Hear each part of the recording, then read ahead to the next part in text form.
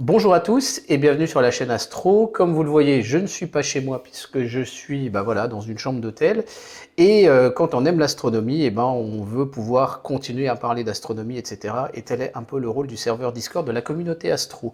Nous sommes le 26 avril 2023 et ce soir, Simon Labergère, que vous connaissez, qui a déjà remporté le premier prix du concours Astrophotos Télévision en photo planétaire, et donc astrophotographe planétaire reconnu, va nous présenter un petit peu les différentes techniques de traitement. Vous aviez par le passé déjà un tutoriel sur la chaîne que j'avais fait avec donc Fire Capture, AutoStackert et un petit peu d'ondelettes. Là, on va aller beaucoup plus loin avec un certain nombre de traitements, inspiré également des tutoriels de Jean-Luc Dauvergne, dont vous retrouverez le lien aussi dans la description donc de cet épisode. Voilà, donc je vous laisse tout de suite avec la soirée finalement conférence sur le serveur Discord de la communauté Astro, animée par Simon. Et c'est maintenant sur la chaîne Astro.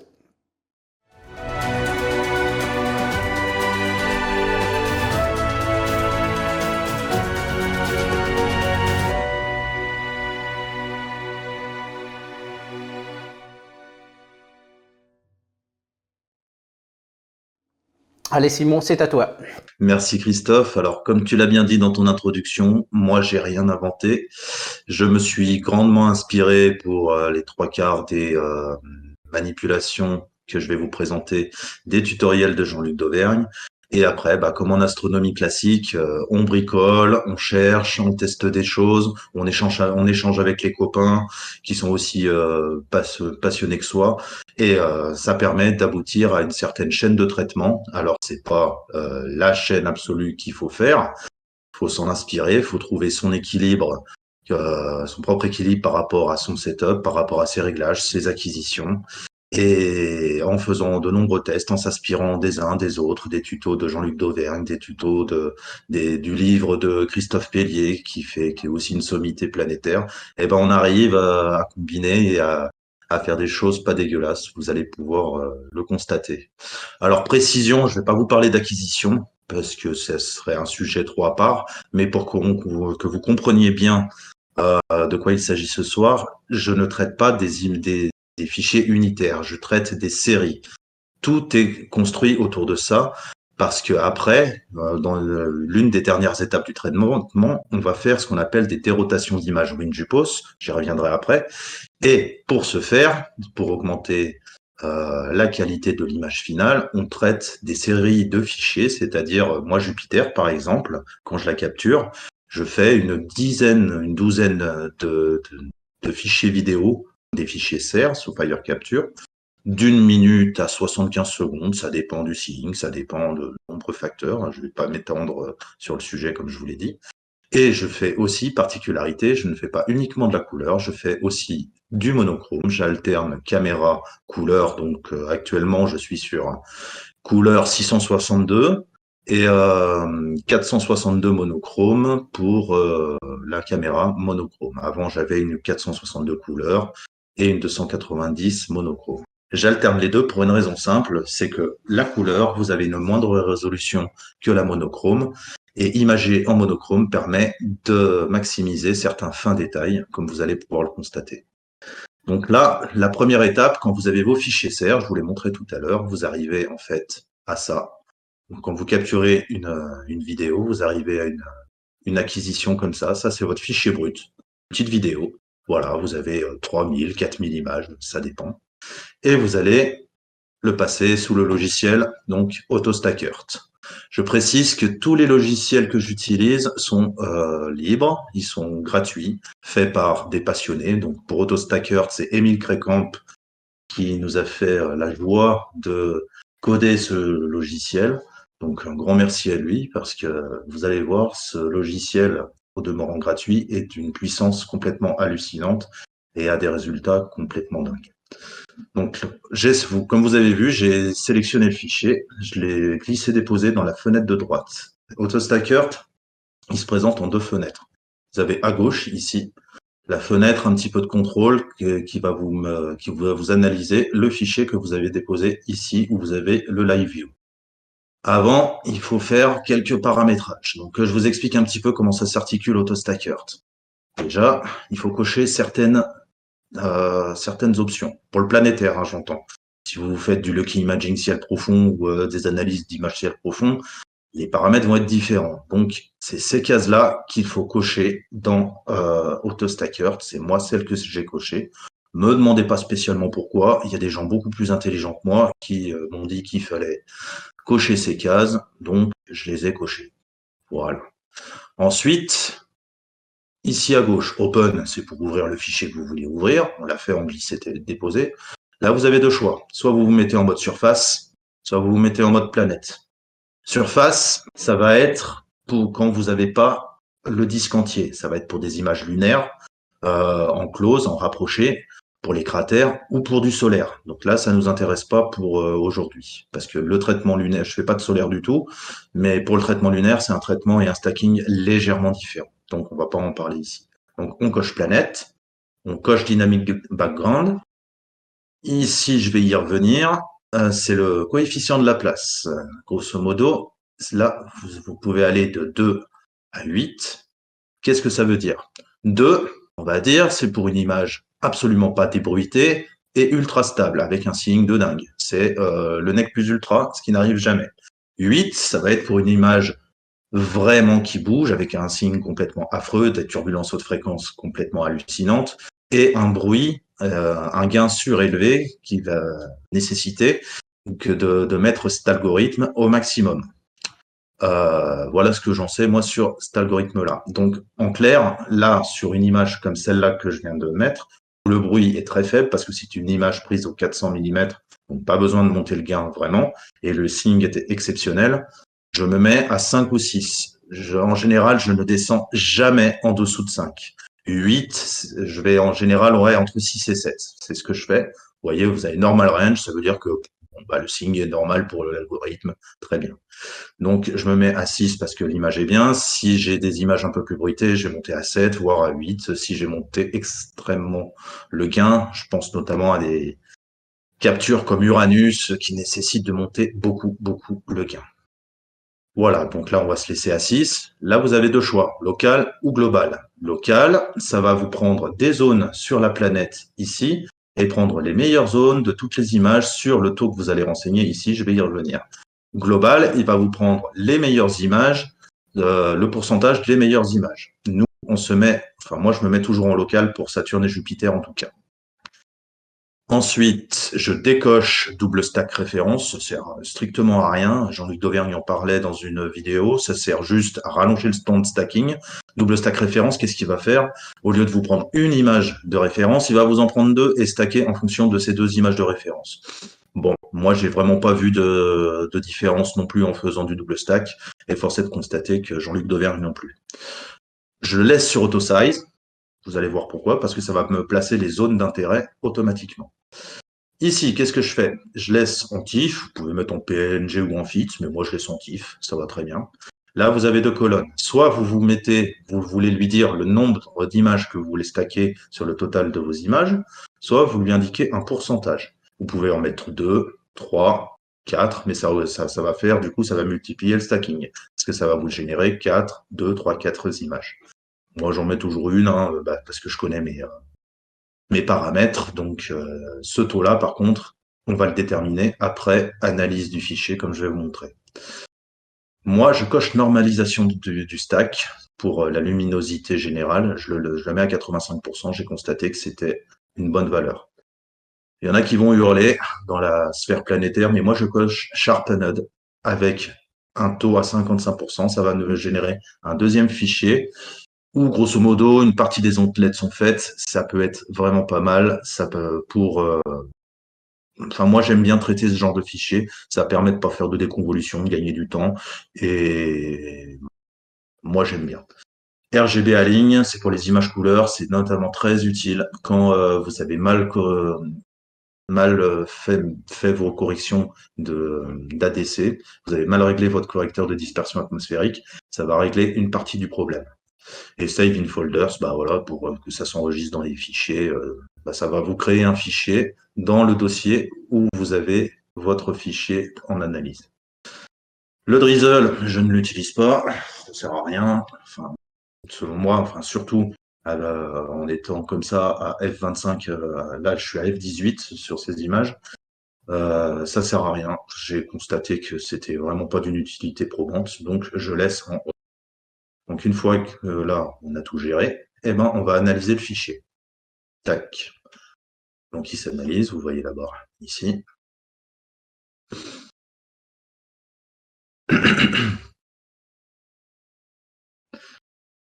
Et une fois analysé, on a 2-3 trucs importants à faire. Voilà. Là, vous avez un graphe. Ça vous met en gros la qualité des images unitaires. Donc vous allez vous placer ici et regarder les valeurs qui sont ici. Là, vous avez qualité 100%, normal. C'est les meilleures images, ça commence à gauche. Et je ne descends jamais en dessous de 50% de qualité. Là, vous voyez que la qualité est plutôt exceptionnelle, parce que si on descend pas en dessous de 50%, on va se retrouver à un stacking, donc c'est la valeur top, de 48%, c'est quand même un petit peu trop.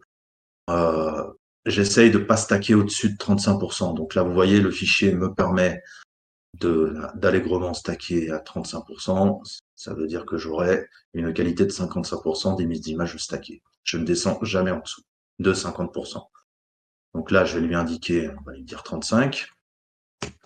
Voilà, qu'on a vu. Je ramène mon curseur à gauche. Et ici, on va lui placer les paramètres de zone d'intérêt. Pour là, cette valeur-là, c'est la taille des zones d'intérêt. Ça commence à 16, qui vont être toutes petites et qui vont générer des artefacts sur une planète comme Jupiter, donc ça sert à rien. Ou vous pouvez aller sur des valeurs extrêmement grosses jusqu'à 200, où vous voyez, ça c'est plutôt pour la Lune, vous voyez. Là, c'est pas assez pour Jupiter. Donc, du coup, nous, on ne va pas se mettre à 200. Pour Jupiter, je me mets entre 40 et 48. Donc là, je vais mettre à 48. Ici, on fait, alors, on coche Close to Edge. Alors, ça va pas se voir sur ce fichier-là, parce qu'il n'y a pas de satellite. Mais Close to Edge, si ils sont assez lumineux, va détecter les satellites qui sont dans le champ et vous mettre une AP dessus.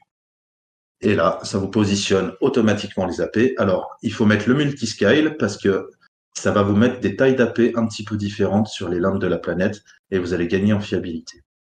Et une fois que vous avez fait ça, eh ben, vous pouvez lancer le stacking. Et selon la taille de fichier, selon la taille d'image que vous lui avez renseigné, le taux de stacking, le nombre d'images qu'il va stacker, ça va prendre un certain temps. Bon, ça dépend. Voilà. Donc là, ça sert à rien qu'on aille jusqu'au bout. J'ai déjà fait les stacking pour gagner du temps, évidemment, parce que vous voyez, ça prend un certain temps. Pendant ce temps-là, pour que les gens y voient l'intérêt du multiscale, là, il y a 2 satellites dans le champ. Hop là, ça les a détectés, ça leur a mis des AP. Voilà l'intérêt de mettre Close to Edge. Bon, tu vas pouvoir poursuivre par la suite. Eh ben, c'est parti. Donc, on va partir sur Astrosurface. Astrosurface, comment il se présente? Bah, déjà, on va ouvrir. Alors, avant de montrer Astrosurface, vous avez, donc, quand vous avez stacké, vous avez un fichier qui va se créer, qui se dit ASP30, donc le taux de stacking. Et là, ça vous crée donc 2 images par fichier. Comme je vous disais, moi, je traite des séries. Donc là, il y a 20 éléments, il y a 10 fichiers qui ont été stackés. Comme je vous ai dit, il y a une image non sharpen et une image sharpen. Donc, quand vous ouvrez votre image brute, ça donne ça. Donc ça, c'est les images brutes qu'on va traiter dans Astrosurface. Et comme vous voyez, ça me permet de vous le montrer, il y a une rotation. Et c'est cette rotation qui va être annulée dans l'étape suivante avec WinJupos. Parce que si on empilait actuellement ces images, eh ben on aurait une espèce de flou dû à la rotation de la planète, qui est complètement énorme. Sur Jupiter, je le rappelle, elle est de 12 heures. Donc c'est la moitié de nous. Donc on retourne sur Astrosurface. On va ouvrir les fichiers.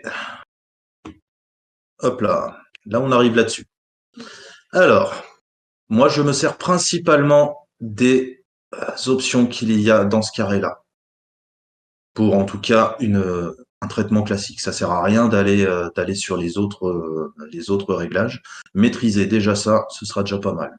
Et encore, j'utilise pas tout là-dedans. Il y a des trucs qui servent à rien pour le traitement planétaire, enfin selon moi. Premier truc que je fais, parce que la balance des couleurs est jamais complètement bonne en acquisition, je fais une balance des blancs automatique. Donc, white balance ici. Hop là. Vous avez vu, il m'a corrigé automatiquement la balance des blancs. Je fais OK. Ensuite, je lui mets un petit coup de niveau. Il va me corriger automatiquement les niveaux. Sauf que là, c'est un petit peu lumineux, donc je corrige ici ce qu'il m'a fait pour avoir quelque chose de cohérent. Je fais OK. Là, je travaille sur des images Sharpen, donc j'ai pas besoin de faire de déconvolution. Le traitement par déconvolution, vous avez deux options, je vous en parle juste là. Là, on va faire un traitement par ondelette et une mini correction en fin de traitement par déconvolution winner virtuelle. Là, pour le traitement d'image brute, on va juste faire un traitement par ondelette parce que le traitement par PSF, donc la PSF, Point Straight View, je sais plus quoi, ça permet en fait de recalibrer vos images en fonction de vos optiques à travers l'image d'une étoile focalisée que vous avez pris avant. C'est, si vous voulez, c'est un petit peu comme les DOF en ciel profond, sauf que là, ça s'appelle la PSF. Il y en a certains qui font des bibliothèques APSF pour leur traitement d'images planétaires. Voilà, donc on va faire un traitement simple, par ondelette. Là, on ouvre l'onglet des ondelettes. On va sélectionner, parce qu'il nous demande d'utiliser un ROI, Region of Interest. Donc, on va sélectionner la planète et hop, bon, déjà, moi j'avais des valeurs qui étaient mises. Il nous a déjà augmenté un petit peu les détails sur la planète. Si on fait avant, après, on voit déjà l'intérêt des ondelettes, mais on va un petit peu l'affiner. On va toucher à plusieurs choses. On va toucher au bruit, à la déconvolution winner que je vais mettre au minimum. On va lui mettre juste là, ça sert à rien de la mettre très élevée vu qu'on la retouchera en fin de traitement. Et on va monter ces 4 curseurs qui sont là. Donc ces curseurs, c'est quoi? Là, c'est les ondelettes haute fréquence, là, c'est les ondelettes basse fréquence. Le curseur du haut, c'est la taille, le curseur du bas, c'est la puissance. Là, je les trouve plutôt pas mal. Vous voyez, si je fais varier, vous voyez, ça fait quelque chose de moche. Euh, si je fais varier après la puissance, hop là, vous allez avoir des trucs complètement aberrants. Vous voyez, ça, c'est ce que j'appelle un pâté. Alors c'est bien, il y a énormément de détails, mais il y a aussi énormément d'artefacts. C'est vraiment pas le but du traitement. Donc, il faut vraiment y aller tout doucement. On augmente petit à petit et on voit ce que ça fait sur les détails jusqu'à ce que ça bruite ou que ça crée de l'artefact sur les limbes, ici, vous voyez, pour éviter, pour avoir une espèce d'équilibre entre les détails et les artefacts, le bruit, etc. Donc là, on est pas mal. Vous avez ici le curseur de bruit. Si je baisse, vous voyez, il y a du bruit. Si j'augmente, c'est trop lisse. Donc il faut trouver un équilibre. L'équilibre, je le connais assez. Alors, je laisse toujours mes images unitaires brutes traitées un petit peu bruitées parce que la dérotation va débruiter le résultat final. Donc là, je trouve qu'on n'est pas si mal que ça. Donc je fais un dual, hop là, OK. Et je sauvegarde, CTRL S, et je vais appliquer ça, ces réglages, à toutes mes images unitaires. J'essaye, dans la mesure du possible, ça ne peut se faire que si vous avez un signe homogène, j'essaye de mettre le même traitement sur toutes mes images unitaires. Ensuite, donc, on vous a dit white balance, on fait du levels. Donc, là, je vais vite, hein, je fais exactement le même traitement que j'ai fait sur chaque image unitaire. Voilà. Hop là.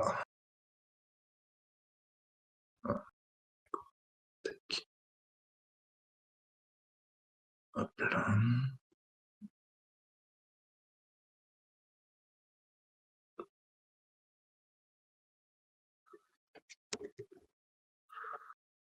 Hop là.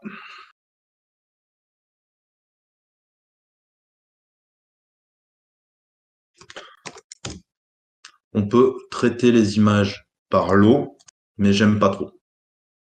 On peut les traiter ici par l'eau, mais perso, je préfère garder un visuel sur, sur ce que me font les algorithmes. Je n'aime pas trop prendre une image en référence, appliquer les choses sur toute la série sans pouvoir garder de contrôle visuel sur ce que je suis en train de faire sur mon traitement.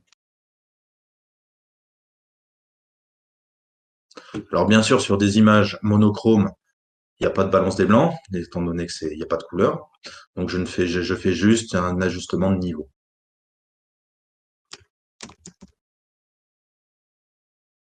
Voilà. White balance. Après, une fois que j'aurai traité la série, je vais vous montrer un petit peu les différentes options que vous avez, que je n'utilise pas, mais que vous pouvez utiliser vous, sur Astro Surface, parce que c'est vraiment un logiciel vraiment très complet. Merci à Lucien qui nous fait la joie d'avoir développé cet outil formidable. Hop, levels, white balance.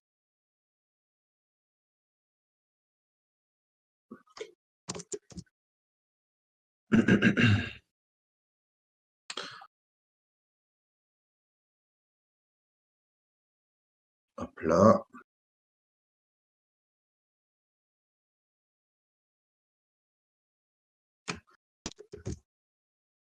Et la petite dernière.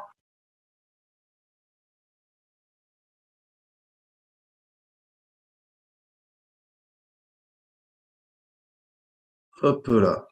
Là, on a la série. Je vais vous montrer un petit peu, avant de passer aux questions-réponses, ce que font les autres onglets. Rotate, ça va vous permettre de faire une rotation sur la planète comme vous voulez. Ça peut être très bien, c'est le genre de retouche que j'aime bien faire sur le fin de traitement, histoire d'avoir un rendu plus naturel et qu'elle soit pas complètement horizontale, la planète. C'est voilà, c'est pour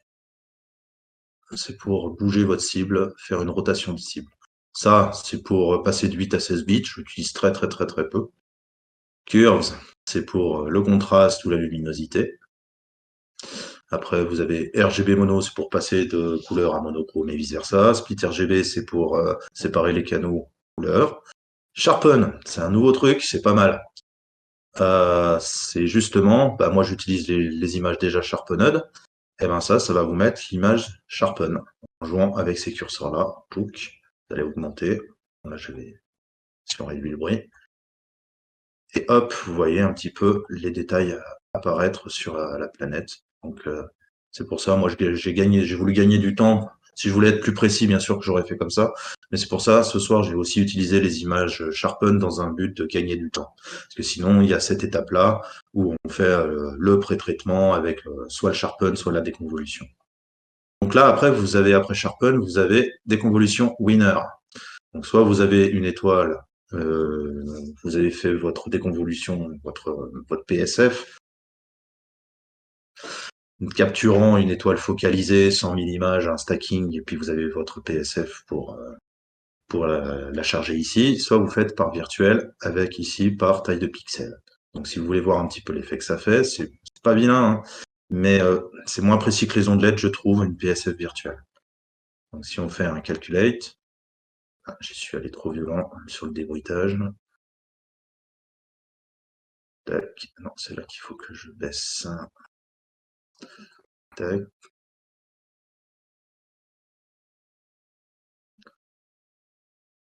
Vous voyez, ouais, la déconvolution est pas très très marquée. C'est pour ça que je l'utilise moins maintenant. Je l'utilise plus après, vous verrez que ça fait en post-dérotation, il y a quand même un meilleur intérêt. Mais là, l'intérêt est quand même minime.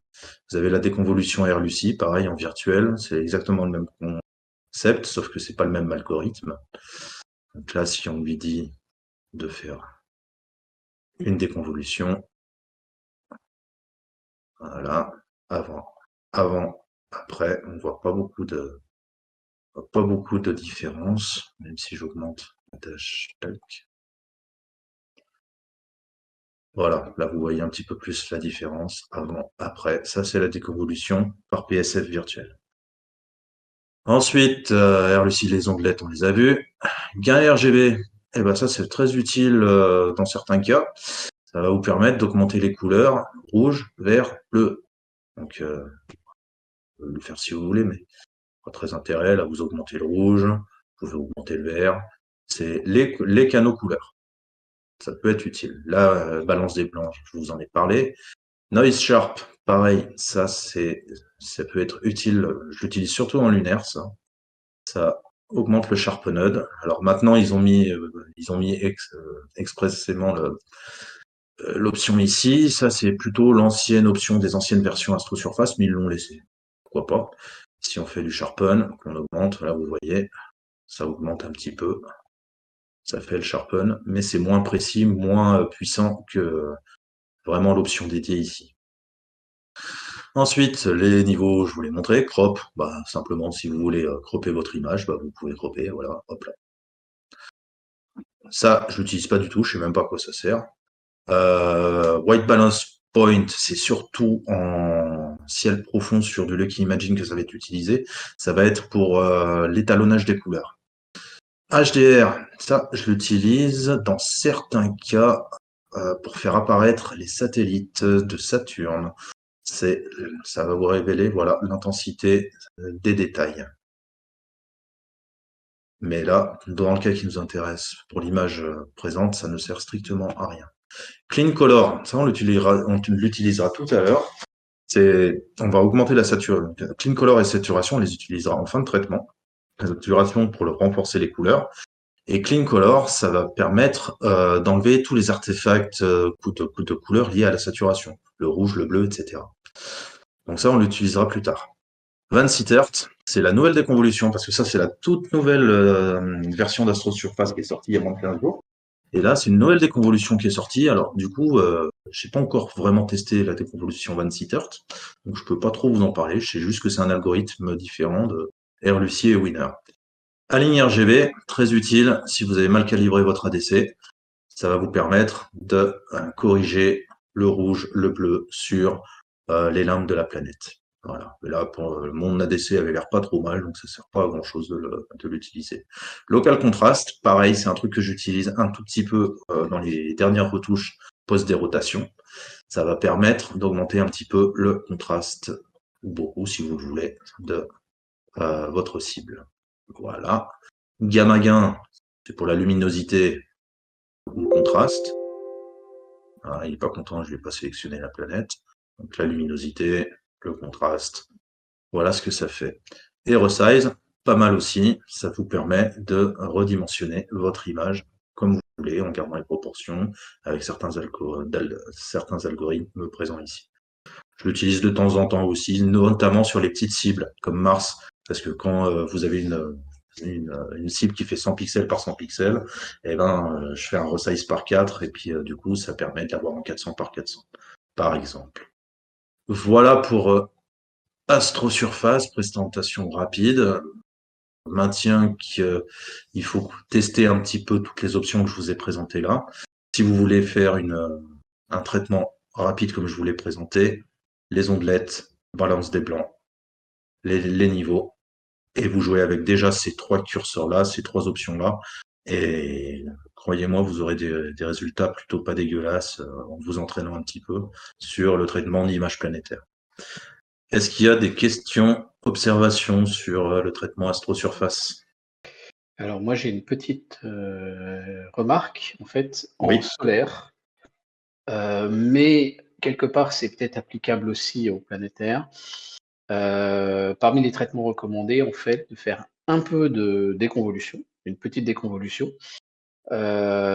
Ensuite derrière, on peut faire éventuellement un masque de flou et après un Mm. petit peu d'ondelette, tu vois? Dans cet ordre-là et c'est assez intéressant. En solaire, en fait, alors il faut vraiment pas abuser de la déconvolution, mais ça permet de mieux tracer, en fait, on va dire les contours, un peu de tous les filaments et globalement, de toutes les lignes de champ magnétique, en fait, qu'on observe en solaire H-alpha sur le Soleil.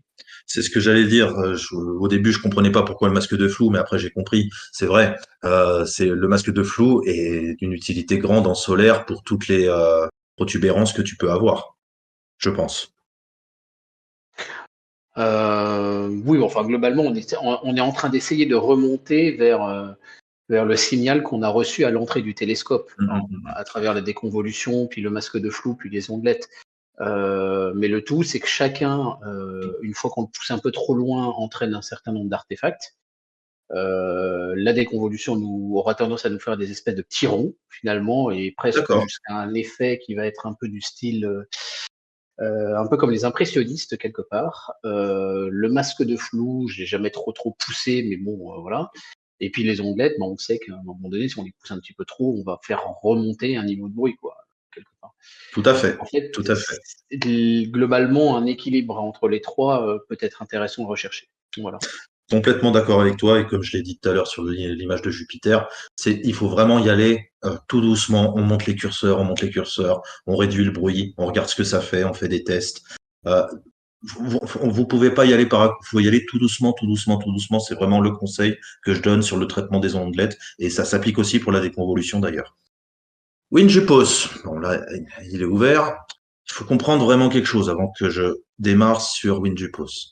WinJupos, il est contre-intuitif comme logiciel. Il ne fonctionne pas comme les autres logiciels de traitement, il n'analyse pas vos images, etc. Non, le contenu de votre image, il s'en fout un peu en fait. Il fonctionne sur un algorithme basé sur les éphémérides des planètes. Lui, ce que vous allez lui renseigner, c'est des mesures d'images, des mesures de vos images. Que votre image elle soit bruitée, pas bruitée, etc. Ils sont contre-fiches. Je simplifie parce que c'est pas forcément toujours vrai, notamment pour le calibrage, mais il s'en fout du contenu de votre image. Lui, ce qui l'intéresse, c'est l'orientation de votre planète avec le méridien central, la présence ou non de satellites, de transits, etc., sur lesquels il va pouvoir se caler pour faire une mesure la plus fiable possible de votre image et en découler un calibrage pour annuler la rotation de la planète. C'est vraiment primordial de comprendre ça. Au début, j'appliquais bêtement les tutoriels qu'on me disait. Alors ça marchait, hein, pas de problème, mais je comprenais pas comment fonctionnait le logiciel. Et c'est dans un second temps où j'ai compris que, en fait, c'est un logiciel qui est basé sur les éphémérides que j'ai compris pourquoi certaines choses que je faisais, c'était complètement déconnant. Et une fois que j'ai compris ça, je me suis dit, ah bah ouais, bah effectivement, je comprends pourquoi il me demande ça, je comprends pourquoi il fait ci, il fait ça. Mais du coup, vraiment, j'insiste là-dessus. Ça fonctionne sur les éphémérides. Euh, Autre chose très importante, quand WinJupos, pareil, il fonctionne sur un format de fichier bien particulier. Alors, vous avez deux solutions pour que ça enregistre au format WinJupos qu'il aime bien. Vous avez une option dans Fire Capture à cocher dans les paramètres. Il vous dit acquisition format WinJupos. Si vous avez oublié de le faire, c'est pas grave. Vous prenez le petit logiciel PIPP et puis vous pouvez réenregistrer vos images au format WinJupos. Il y a une petite option à la fin dans le logiciel PIPP. Pareil, ce logiciel est complètement gratuit et très utile pour certains pré-traitements planétaires. Mais je vais pas vous le présenter là. Donc, une fois que vous avez compris ça, parfait. Là, déjà, premier truc à faire sur WinJupos, vous allez dans Programme, Corps céleste, et vous lui dites quel cycle vous avez pris. Parce que si vous essayez de mesurer Mars alors que c'est du Jupiter, il va vraiment pas aimer. Donc là, on est bien sur du Jupiter. On va ensuite sur Enregistrement, Mesure d'image. Comme je vous ai dit, il faut mesurer les images. Donc, on va afficher les images qu'on a traitées tout à l'heure, qui étaient ici. Voilà. Hop là. Et là, vous voyez, bah, il est pas bien. Le but, c'est que le cercle superposé à mon image soit le plus fiable, le plus centré possible le cercle WinJupos soit le plus centré possible sur la cible. Donc pour ça, alors c'est plutôt pas mal sur Jupiter, c'est pas valable sur les autres cibles. Vous allez dans Ajustement ici, Contour, Positionnement automatique. Ce n'est valable que pour Jupiter. Pour les autres cibles, le positionnement sera manuel et il va falloir prendre quelques petites astuces pour que ça fonctionne, notamment sur Saturne. Alors, du coup, une fois que vous en êtes là, bah, vous voyez, si il y a un petit écart là. Alors moi, là, il est vraiment pas mal. Il est pas mal calibré. Vous pouvez, avec les flèches du pad, c'est haut, bas, gauche, droite, vous pouvez ajuster comme ça. Vous voyez, tac, tac, je vais le recentrer après. Ça, c'est haut, bas, gauche, droite avec les touches du pad. Avec page haut, page bas, c'est le gabarit. Donc page bas pour rétrécir, page haut pour agrandir. Et pour la rotation, vous avez P pour aller à gauche, rotation gauche, N, donc les touches P et les touches N, pour aller à gauche ou à droite. C'est les seuls qui vont vous permettre de calibrer votre fichier gabarit, votre fichier de mesure de WinJupos. Donc là, je vais lui remettre en positionnement automatique. Voilà. Je laisse toujours un petit écart entre le fichier de mesure et puis la cible. Vous allez voir pourquoi. C'est parce que vous n'arriverez jamais à être à 100% en mesure fiable. Mais ça se corrige après, lors de la dérotation. Donc là, je trouve qu'il est plutôt pas mal. De toute façon, j'ai pas de satellite dans le champ. Ah oui, très important. Quand vous n'avez pas de satellite dans le champ, que ce soit pour Jupiter ou Saturne, eh ben, c'est un petit peu plus compliqué de calibrer vos images parce que vous n'avez pas de point de référence.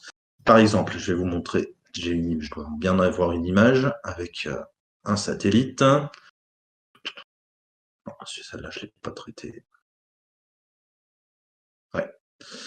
Alors. Non. Celle-là, elle n'est pas traitée non plus. Voilà. Là, vous avez une image avec un transit, deux ombres et un satellite sur la gauche. Si je lui fais un ajustement automatique, hop là. Bon, là, j'ai de la chance. Il me l'a calibré très bien. Mais en principe, on arrive à un truc comme ça. Donc, un truc comme ça, le déséquilibre volontairement. Voilà. Et une fois que vous arrivez à ça, bah, c'est à vous de rééquilibrer. Donc, c'est avec les touches que je vous ai montrées, c'est-à-dire PN pour recalibrer le gabarit. Et le but, c'est vraiment de regarder les deux satellites que vous avez ici et ici, ainsi que les ombres, si elles sont bien dans le fichier de mesure. C'est ça qui va faire vraiment la fiabilité de votre fichier de mesure. Primordial. Mais bon, là, du coup, pour les images qu'on a traitées, on n'a pas de satellite, donc on va faire avec les moyens du bord. Normalement, alors avant, c'était un peu plus compliqué, il aimait pas, mais les nouvelles versions de WinJupos sont tellement fiables sur les fichiers qu'on peut les corriger. Je vais vous montrer après dans les options. Donc, on va revenir sur les options, sur l'image qu'on avait traitée tout à l'heure. Hop. Voilà. Allez.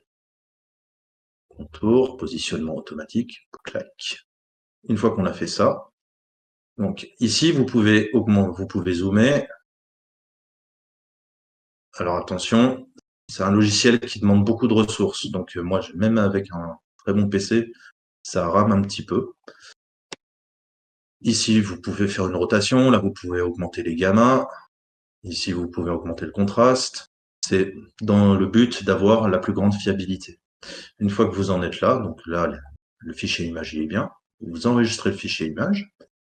J'étais où Non, je vais l'enregistrer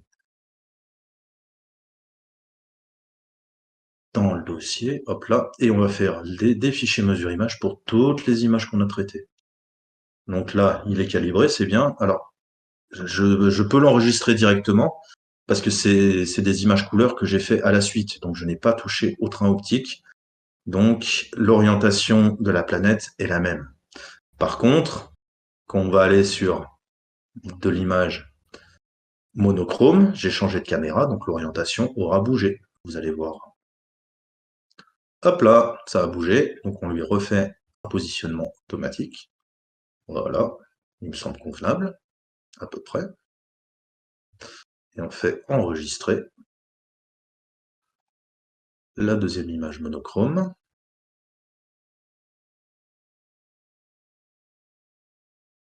Et hop, ça y est, on repasse sur du couleur. Donc, il faut refaire un positionnement automatique. Alors pour bien faire, il faudrait refaire un positionnement automatique et ajuster les contours pour chaque image. Là, dans un souci d'aller un petit peu plus vite, je ne le fais pas. Mais plus vous êtes précis, plus vous passez de temps sur votre fichier image, plus il comprendra comment il faut calibrer. Attendez. Ouais, bah là, vous voyez, je trouve que c'est pas spécialement bien là. Je vais le réduire un peu. Voilà. Là, c'est mieux. Enregistrer. Tac. Ça doit être la dernière. Ouais, c'est ça, c'est la dernière. Tac, enregistrer. Voilà, là vous avez vos 10 fichiers images. Ensuite, qu'est-ce qu'on fait? On va dans Outils, des rotations d'images. C'est mes fichiers de mesure la fois précédente. On arrive là. Quand on arrive là, on fait Modifier, Ajouter. On va dans le dossier où on a enregistré nos fichiers de mesure. On les sélectionne tous. Et on les ouvre. Et là, il les a tous mis. Les 10 images, il les a tous mises. Là, on va devoir faire deux choses dans un premier temps. C'est lui indiquer, comme je vous ai dit, il fonctionne par rapport aux éphémérides. On doit lui indiquer une image de référence et un temps référence.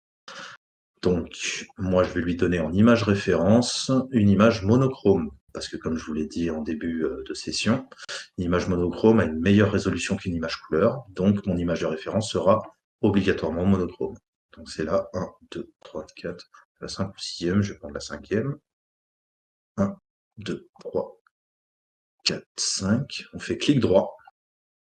Définir comme temps référence et définir comme référence pour l'optimisation. Une fois qu'on a fait ça, voilà. Donc il faut que je vous explique ce que c'est la pondération et le coefficient AB. La pondération, c'est l'importance que l'on donne à chaque image. Exemple, vous avez une série comme moi, là, de 10 images, mais dans les 10 images, vous en avez 2 qui sont moins bonnes pour des raisons de seeing ou de mise au point qui a bougé, ou peu importe, hein, ou que c'était mal centré, qu'elle s'est barrée du champ. Mais en général, c'est plutôt parce que le signe il a bougé. Donc elles sont de moindre qualité. Donc vous allez baisser l'importance que vous donnez à l'image. Après, c'est un petit peu au doigt mouillé. Si vous estimez qu'elle est 2 fois moins bonne, vous lui mettez un coefficient de 0,5. Si elle n'est vraiment pas bonne, vous lui mettez du 0,2, 0,1. Mais important, ne pas la supprimer. Vous gardez votre séquence. Parce que c'est important d'avoir des temps à peu près équivalents entre chaque séquence. Pareil, j'ai oublié de le préciser. Sur Jupiter, jamais plus de 20 minutes entre la première et la dernière capture. Après, le logiciel, il a beaucoup de mal à recalibrer et ça va vous créer des artefacts sur les bords et les limbes des planètes, sur le bord gauche, sur le bord droit. Donc 20 minutes pour Jupiter, vous pouvez monter à 30 minutes sur Saturne, idem 30 minutes sur Mars, mais vraiment important ce paramètre-là. Et important, la pondération, même si votre image est mauvaise, vaut mieux lui mettre une pondération à 0 que ne pas la mettre du tout. Il la prendra pas en compte, mais il va prendre son temps. Il va prendre le fichier mesure en considération. C'est vraiment ce que je vous expliquais. Il s'en fout de ce qu'il y a sur l'image, lui.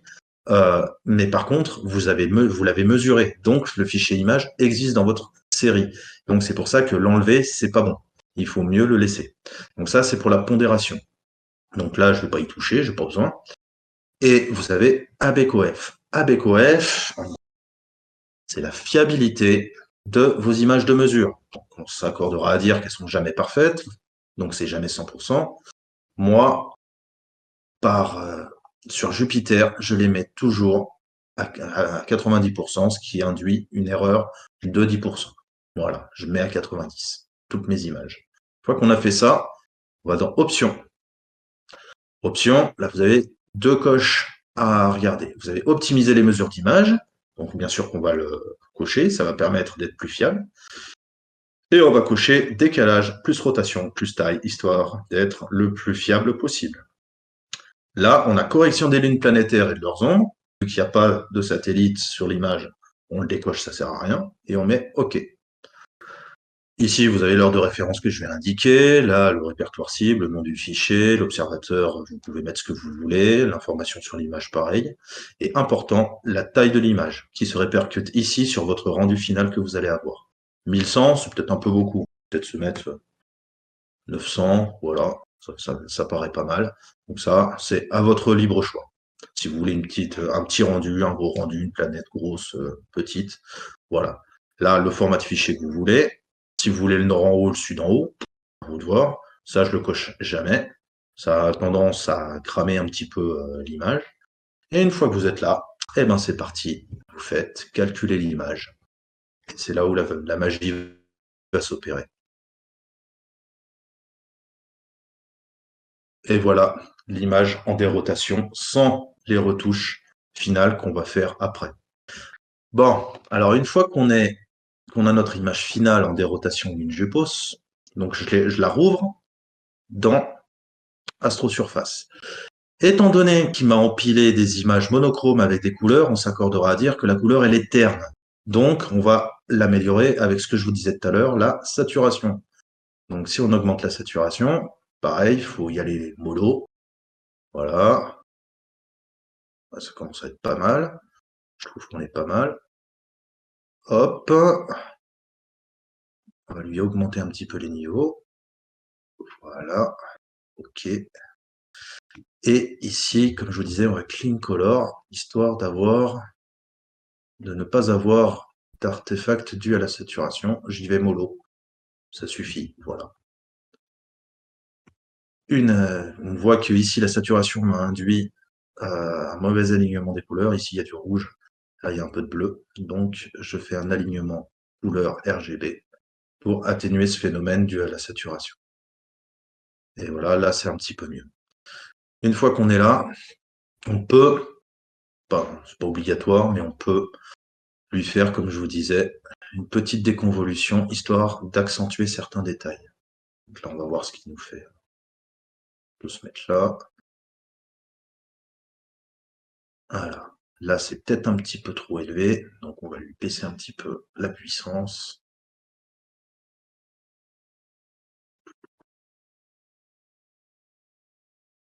Voilà, moi je trouve qu'on est pas mal. On a les fins détails qui sont révélés ici. Et on va peut-être lui augmenter un petit peu le contraste, surtout pas autant. Mais on va lui augmenter un petit peu le contraste comme ça. Et là, je trouve qu'on commence à avoir un joli résultat. Comme je vous disais, j'aime bien moi leur donner une petite inclinaison, comme ça. Voilà. Et important, surtout si vous postez vos images, il y a certains, beaucoup qui aiment bien avoir des informations style le méridien central, la position. Je pense notamment quand j'envoie les images sur le programme de participation de sciences participatives de Junocam, les types de la NASA, ils aiment bien savoir la position du méridien central, certaines informations en temps universel, date, etc. sur la prise de vue. Donc là, très simple, vous ouvrez WinGPOS, votre image de temps référence qui vous a servi vous l'ouvrez. Voilà. Il vous l'ouvre, tac, et vous faites éphéméride. Éphéméride, vous l'avez là, vous allez dans éphéméride, ici, et là vous avez le méridien central 1, 2, 3, leur position en degrés, et vous faites clic droit, copie, en plus il y a le temps universel, la date dedans, copier, vous revenez sur votre cible, vous allez dans Edit, Add Text, tac tac, et vous faites CTRL-V, coller, et là vous avez la date, le mois, le jour, avec le temps universel et la position du méridien central. Vous faites Update, et c'est présent là. Vous pouvez aussi rajouter votre nom, prénom, les informations liées à votre setup, etc. Et puis voilà. Donc voilà pour Jupiter. Est-ce que Christophe, tu veux que je montre Saturne? Mais bien sûr, fais-toi plaisir. Eh ben c'est parti, on va aller sur Saturne parce que Saturne c'est un petit peu plus complexe. Alors, Saturne, j'ai déjà fait le stacking donc on va pas revenir dessus. Saturne. Là, je les ai déjà traités, Saturne Prout. J'ai pas refait le stacking et je l'ai déjà traité les images, c'est sensiblement pareil sur Saturne. Je peux à la rigueur faites Je dois les avoir en non sharpen. Voilà, vous avez ça. Alors là, elles sont pas sharpen. Donc je vais y mettre du sharpen. Donc, hop là. Balance des blancs. Les niveaux. On y va sur le sharpen. Hop là. Ah non. Je sais pas trop. On va plutôt lui faire une déconvolution mineure.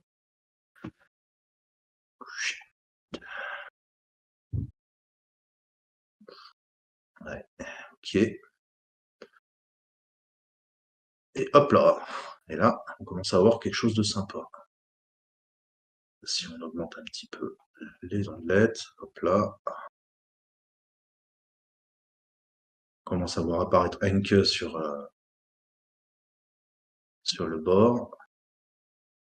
J'ai trop poussé les ondelettes. Enfin, vous voyez, c'est à peu près le même style, le même concept. La différence, c'est que c'est pas les mêmes détails que vous regardez pour les détails de référence, pour savoir si vous êtes allé trop loin ou pas assez loin dans les curseurs. Pour Saturne, je vais beaucoup regarder les anneaux, voir ce que mon traitement fait sur les anneaux. Par exemple, si je pousse trop les ondelettes, voilà, vous voyez, ici, ça va me faire des artefacts. C'est pas bon. Faut rester vraiment doux. Faut, faut pas dénaturer tous les détails fins détails que vous pouvez avoir. Bah, ici, Enke, que vous voyez ici. Vous avez un petit peu là. Et ainsi que il y a un petit satellite ici. Faut y aller doucement. Comme pour Jupiter. Donc, une fois que vous avez Saturne comme ça, eh ben, vous avez traité votre série. On quitte tout WinJupos. Même le redémarrer. On lui dit programme corps céleste Saturne, enregistrement mesure d'image, afficher une image, Saturne 10 août, là, et c'est parti. Et là, comme je vous disais, d'ailleurs je vais augmenter la luminosité gamma. Comme je vous disais, là, il n'y a pas de positionnement automatique, il est grisé, vous pouvez pas, l'algorithme, il veut pas. Donc là, eh ben, on va le calibrer en manuel et on va se calibrer en regardant le satellite ici et par rapport aux anneaux. C'est nos points de référence pour calibrer WinJupos sur Saturne. Donc là, je l'augmente, hop là.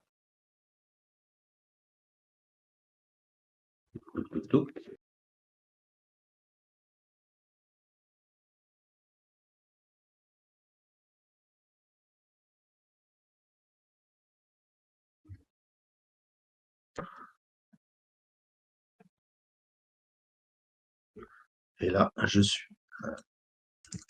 Hop.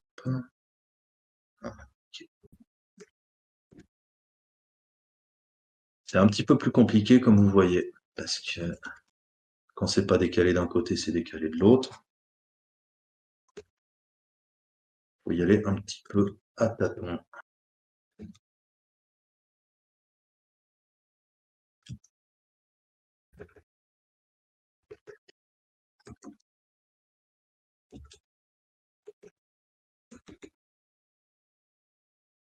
Là, on est pas mal.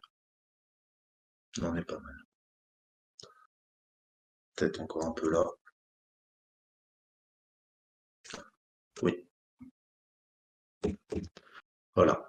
Point de référence que je prends pour les mesures d'image sur Saturne. Ce bord-là, les anneaux qui sont bien mesurés et bien sûr le satellite pris en compte ici. Voilà pour les mesures d'image de Saturne. Donc là, j'enregistre.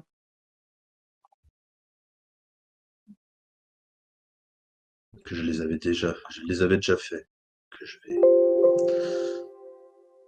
pas les refaire. Donc, ils étaient déjà faits, les fichiers IMS. On va dans des rotations d'image. Tout supprimer, voilà. On y ajoute.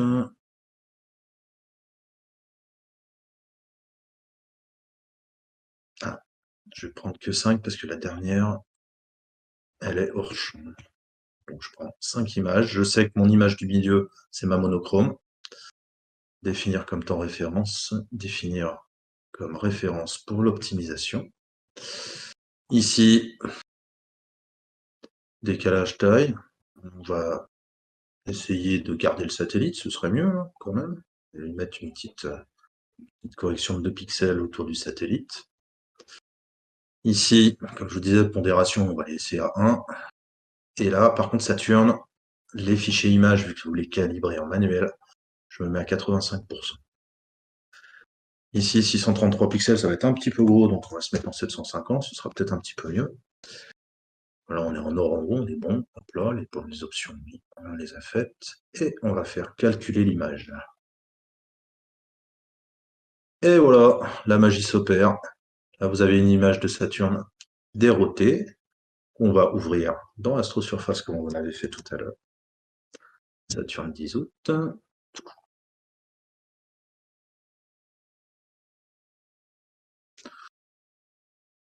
Et voilà l'image. Donc là, elle est un petit peu terne, due à l'image monochrome. Donc on va faire exactement comme Jupiter.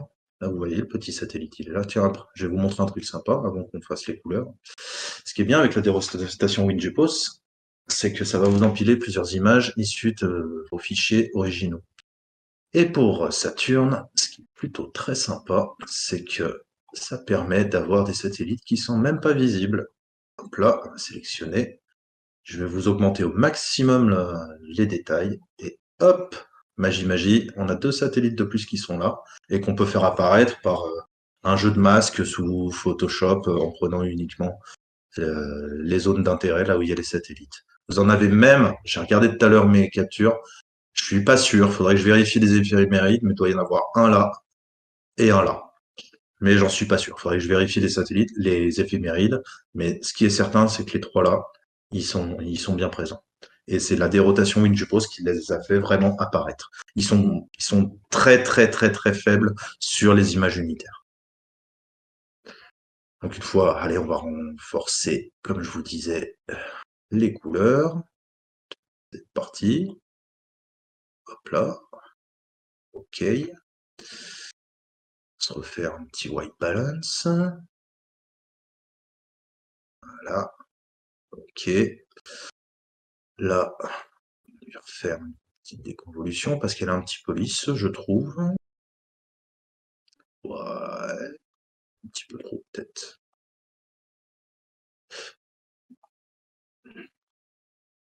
Voilà. Là, je trouve qu'on est pas mal. Peut-être un petit peu bruité, mais ça, c'est pas grave. On peut la débruiter avec Nice Sharp, avec les 2 petits onglets ici. Un petit peu encore. Hop, OK. On a encore du décalage de couleurs dû à la saturation, donc on va les aligner pour corriger un petit peu ça. On va faire comme sur Jupiter, on va nettoyer les couleurs. Hop là. Un petit peu de saturation, peut-être encore un peu. Et voilà, vous avez votre image finale de Saturne qui arrive. Je pense que chacun s'accordera à dire que la dérotation est quand même exceptionnelle au sens de l'apparition des détails sur. Ça permet vraiment d'affiner de jolis détails sur la cible qu'on a shootée. Pareil, hein, j'aime bien faire, j'aime bien la changer un petit peu. On peut la mettre comme ça fait plus naturel. Et voilà pour Saturne. Des questions pour Saturne, les gens? Peut-être une petite remarque au niveau des onglettes sur Saturne, du risque de rebond, Oui, en tout à fait. particulier au niveau de la division de Henke. Si tu peux nous dire un petit peu, voilà, ta pensée sur le sujet et la fausse croyance à avoir des détails sur les Alors, anomalies. je l'ai un petit peu montré tout à l'heure. Là, on a Henke, il n'y a pas de sujet. Parce que les détails sont homogènes. Et puis de toute façon, je peux vous montrer. Ouais, faudrait que. Non, je les ai pas. Il aurait fallu que je vous montre un brut Sharpened. Je vais essayer. On les a sur les bruts, en fait. Vous savez sur les bruts si vous avez ou pas. Alors, je vais faire sur une monochrome. Non, celle-là, je l'ai traitée. Hop. Voyez sur brut si vous avez la division de Henke. Ça se voit comme le nez au milieu de la figure. Si vous faites du sharpen, voilà. Là, j'ai fait juste un sharpen sur une brute. Vous voyez, vous avez vraiment de manière très homogène cette division de Henke qui est très difficile à avoir. Et en fait, c'est un débat qu'il y a très souvent sur les images de Saturne, parce que si on pousse les ondelettes beaucoup, alors je vais le faire volontairement, voilà, on a ça. On a cette espèce d'arc ici, cette espèce d'arc-là, et beaucoup pensent que bah, c'est la division de Henke. Non, c'est un rebond dû aux ondelettes. Voilà, c'est ce que Christophe voulait dire, je pense. C'est ça? Exactement. Bon, faut dire que là, tu as une image source qui est très très propre. Oui, Et oui. Et c'est c'est un pris au 400. classique en fait voilà, mais c'est un classique quand on est sur des diamètres inférieurs en fait de voilà, est-ce que je l'ai, est-ce que je ne l'ai pas, etc. Et là, il n'y a pas photo, il faut comparer avec des photos Hubble pour voir est-ce que la petite césure que l'on pressent peut-être être la division de Henke, est-ce qu'on l'a ou pas. Et en fait, en tant que tel, quand on l'a de façon évidente, on la sent au moment de la prise de vue aussi, hein. Oui, ça se sent aussi, mais comme je disais, c'est vraiment marquant sur les brutes en sortie d'empilement. Ça se voit vraiment. Là, tu vois une espèce de différence de contraste entre Henke et le reste de la Noah. Tu vois vraiment et que c'est très homogène. Et là, tu te dis, c'est bon, je l'ai. Alors, on a Dom qui voudrait parler. J'écoute. Ah oui, bonjour. Vous Bonjour, m'entendez? Ouais, on t'entend. ouais. Ouais, j'ai dû rater quelque chose, mais pourquoi tu mets noir et blanc dans les couleurs, enfin dans tes images?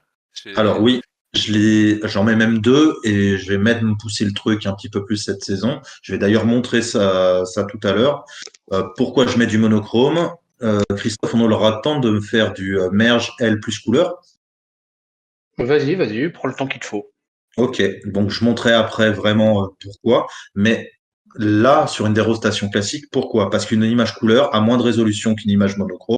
Et pour la dérotation, à utiliser une image de référence en monochrome qui a une meilleure résolution, tu obtiendras de meilleurs résultats. Et le fait de mélanger, c'est pas gênant quoi dans le traitement, que ce soit a astrosurface ou Pas InViewPoint? du tout. Comme tu as vu, j'arrive à accentuer. Alors bien sûr, vu que tu vas empiler du monochrome et du couleur, tes images vont être ternes parce qu'elles vont être Oui, atténuées par les deux images monochromes.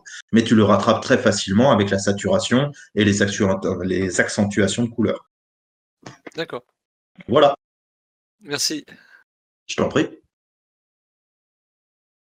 Alors, on avait deux questions J'éc- encore. J'écoute. Oui, Simon a-t-il indiqué le matériel utilisé pour capturer les photos qu'il je retouche l'ai. actuellement? Alors, le matériel que j'utilise.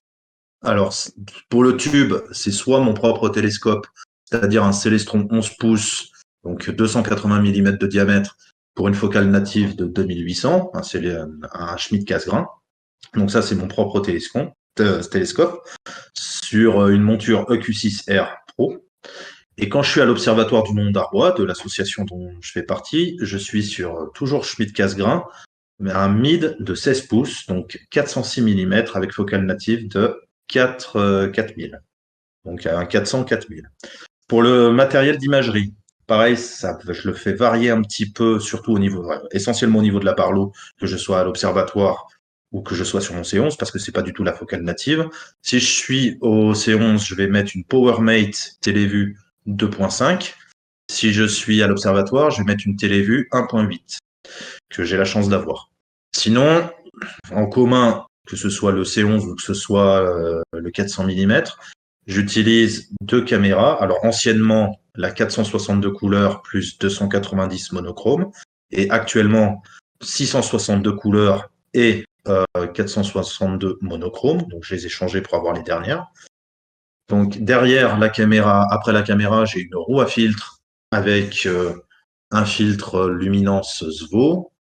Je fais aussi des fois du LRVB, mais je vais pas rentrer là-dedans. C'est pour ça que j'ai une roue à filtre en fait dedans. J'ai 5 filtres. J'ai LRVB de chez SVO et j'ai un filtre IRPAS 685 nanomètres pour notamment la collimation. Mais ça, c'est pour l'acquisition. J'ai ces 5 filtres-là. Ou alors, je mets le filtre Vénus quand je fais Vénus. Voilà. Mais c'est pour ça que j'ai une roue à filtre. C'est par confort, en fait. Après la roue à filtre, j'ai un correcteur de dispersion atmosphérique Pyroastro MK3. Après la Barlow, comme je vous ai dit. Et je suis, que ce soit pareil, que ce soit sur le Mythe 400 ou que ce soit sur le C11, sur un porte-oculaire, donc un Crayford Bader Steel Track que j'ai motorisé avec un EAF de chez Zwo, et où je suis la mise au point avec la petite télécommande de l'EAF. Voilà pour le matériel. Il y avait une autre question, Weta? Oui, il y avait une question de Florent. Il demande si tu prends une tâche directe pour faire la déconvolution. Non, et c'est ce que j'ai pris. Alors, c'est pas une tâche d'Eri qu'on prend pour faire la téléconvolution. C'est un stacking d'étoiles focalisées où tu prends 100 000 images. C'est un petit peu un abus de langage de dire qu'on prend la tâche d'Eri. La tâche d'Eri, on l'a fait pour vérifier sa collimation avant de partir sur l'imagerie. C'est comme ça que je vois les choses. Justement, je l'ai précisé en début de session. Là, je n'ai pas utilisé de PSF de PSF sur étoile parce que je la fais rarement et les rares fois où je l'ai fait, je l'ai sans doute mal fait et j'avais pas de meilleur résultat qu'un traitement classique par ondelet ou par PSF par algorithme virtuel. Voilà. Mais c'est en tout cas un axe d'amélioration que j'ai cette année pour améliorer mes images, c'est de me faire une banque de PSF. Eh ben, je vous propose de basculer un petit peu sur Mars, parce qu'il y a aussi deux, trois petites subtilités sur Mars. Mars étant une cible petite, il faut y aller un petit peu plus violent sur le traitement. Donc, on va prendre Mars. Et en plus, là, ça tombe bien. Bon, je pense que je vais les traiter de manière homogène. Bon, là, c'est des captures que j'ai prises au C11. Lors de l'opposition, c'était le 5 ou le 6 décembre dernier. Là, on ouvre. Alors attention, la balance des blancs, elle est très violente sur Mars, donc je la réduis. Pareil, on va aller ouf. Voilà, voilà. Vous voyez à quel point ça peut faire quelque chose de moche quand on a trop poussé les ondelettes. Mars, il faut vraiment y aller doucement sur les ondelettes parce que vous voyez, là, j'ai pas trop augmenté les ondelettes et j'ai déjà le rebond qu'il y a sur la place, sur le limbe gauche de la planète. Ça, vous pouvez avoir une collimation parfaite, vous l'aurez toujours. C'est dû notamment au stacking. C'est une petite cible, donc on a ici un petit peu les limites du logiciel AutoStacker. Bon, pas qu'il soit pas bien, hein, absolument pas, mais au contraire d'ailleurs. Mais c'est un rebond qu'on a vraiment beaucoup de mal à enlever. C'est pour ça que la dérotation va l'atténuer déjà d'une, mais il faut pas qu'il soit trop présent sur les images unitaires traitées. Donc là, au passage, bon, la petite tâche là, c'est Olympus Mons pour ceux que ça intéresse. On va essayer de l'augmenter un petit peu là, sans y aller trop violent. Là, on est pas mal. On va débruiter un petit peu. Là, là. Je sauvegarde. On va traiter les images comme ça. Hop là, tac. Et là, vous voyez, j'ai exactement les mêmes paramètres de traitement. Et vous voyez que l'image, elle est moins détaillée que la précédente. Ça veut dire que mon seeing était extrêmement fluctuant lors de la prise de vue le 5 décembre. Pour info, j'étais à 1500 mètres d'altitude. Il y avait 50 cm de neige autour de moi. C'était des conditions assez difficiles de prise de vue. Il faisait -15 et le seeing changeait énormément. C'était très difficile. C'est l'inconvénient d'avoir une opposition martienne au mois de mars, au mois de décembre, pardon.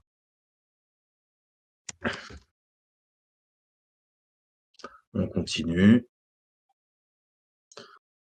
Vous voyez, même limite, il faut que j'accentue parce que sinon, on va rien voir, quoi.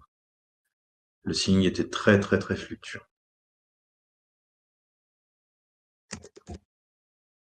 Je vais pas les traiter toutes parce que j'en ai beaucoup sur Mars. Je vais en faire 3, 4, 5. Ouais, ce sera peut-être suffisant. Tac. Violet. Tac. Ouh, débrouille un peu.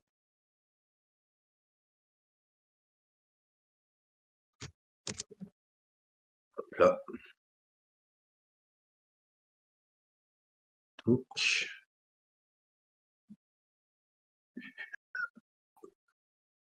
Ah, c'est une bonne image là. Je vais baisser les onglettes. Ça ne sert à rien. Créer de l'artefact. Vaut mieux avoir une image douce et homogène sur Mars. Après, ça reste que mon avis. Hop là, on va traiter une dernière et puis on va balancer la dérotation. C'est parti.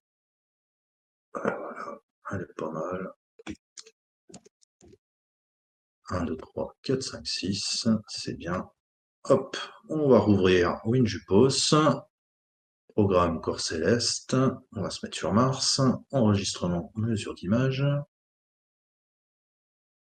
Afficher une image. Touc. Mars, 5 décembre. Alors, ajustement. Ah, il kiffe pas du tout, vous voyez? Il n'y a pas d'ajustement automatique et il l'a mis complètement dans les choux ici. Allez, on va le recalibrer. Et il y a une petite particularité, pareil sur Mars. Chaque corps céleste dans WinJupos a sa particularité. Pour Mars, je vais vous montrer. Donc là, vous voyez, j'ai des détails, des éphémérides dessus. Comment j'ai fait pour les avoir? Eh ben, normalement, on devrait être comme ça. Eh ben, j'ai coché ici, là, avec graphique supplémentaire. Et on va se caler eh ben, un petit peu sur les détails de surface pour avoir le fichier de calibration le plus fiable possible. Pour ça, je vais zoomer un petit peu. Allez, je vais me remettre sur ajustement. Réduire. Et hop, on va calibrer un petit peu les détails.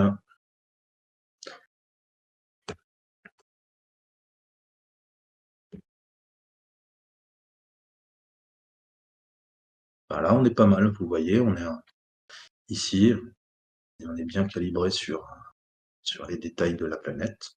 Donc, eh ben, on va le prendre, on va l'enregistrer.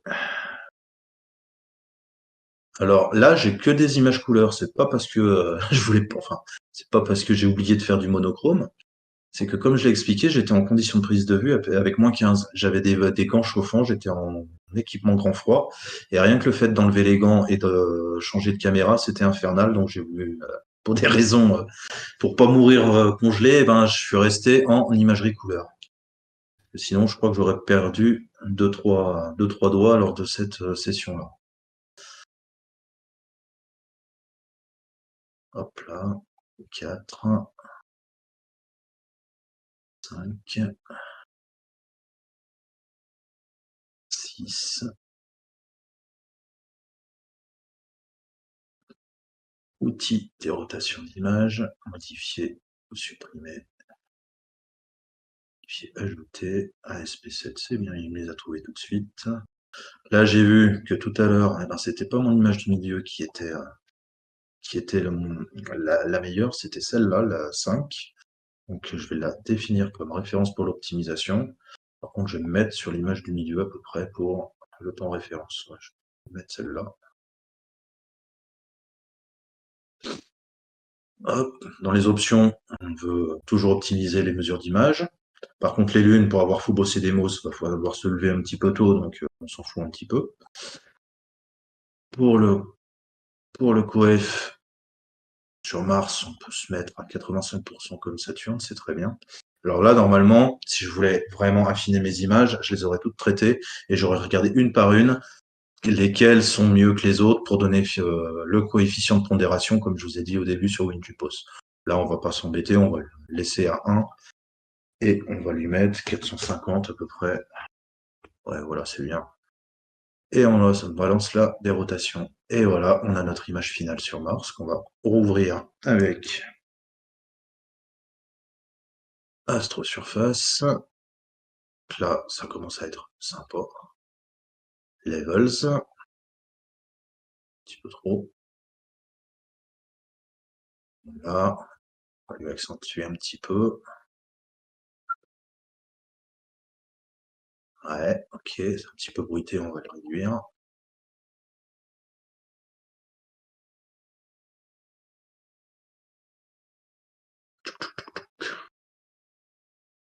Ok. Petit coup de saturation pour... Là, on va y aller très doucement, parce qu'il n'y a que de l'image couleur. Et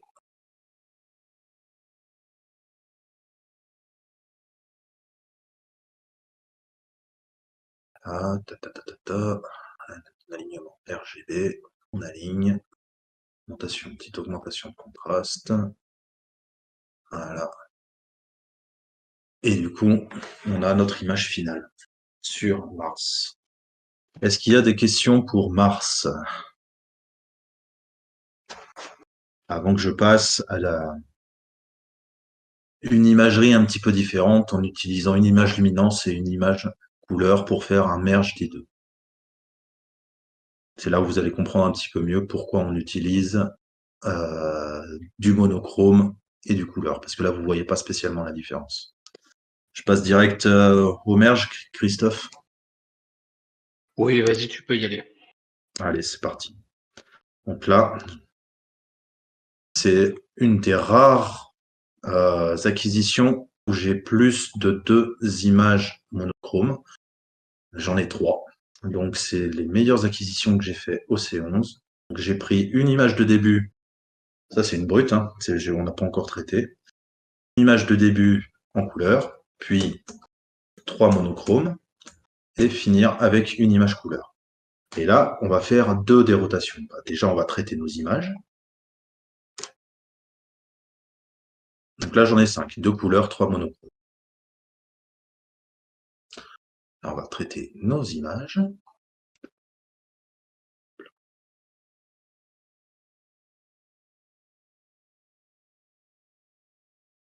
Donc voilà, c'est ultra violent. On va baisser.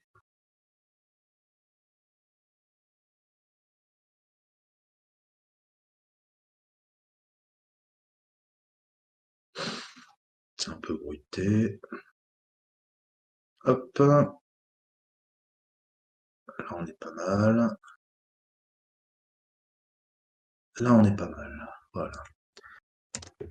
Là, j'ai traité ma première image couleur. Ensuite, on va traiter les images monochromes.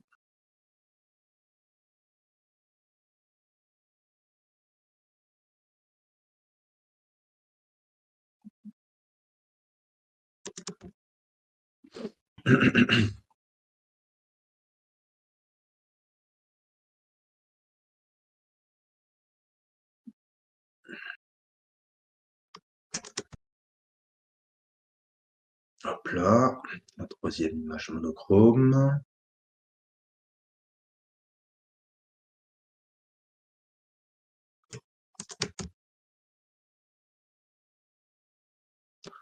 Et la deuxième image couleur.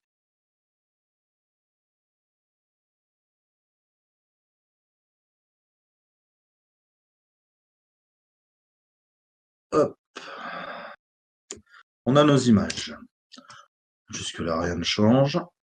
Et rien ne va changer jusqu'à ce qu'on ait fini la mesure des fichiers images. Donc, on rouvre WinJupos. On lui dit qu'on est sur Jupiter. On va dans les mesures d'image.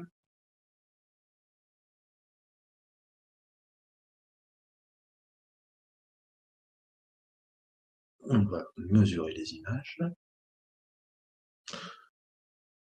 Hop là. Bon, là, il y a les 3 satellites. Ça me permet de vous montrer. Vous voyez, là, il n'est pas calibré très bien. Là, on a un petit écart ici, on a un petit écart là. Lui, c'est à droite qu'il est un peu décalé. Donc, on va le recalibrer un petit peu. C'est pour ça que c'est beaucoup mieux d'avoir des satellites dans le jeu. Hop. Et voilà. Voilà.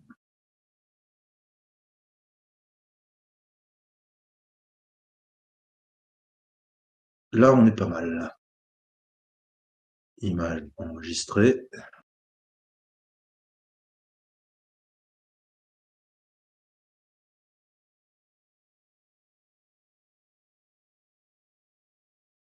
Ajustement. Tour positionnement automatique. Pareil, il est dans les choux.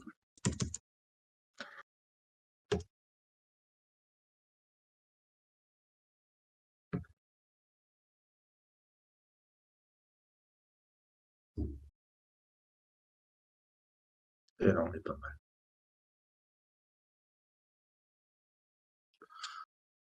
Alors, afficher l'image, la deuxième monochrome.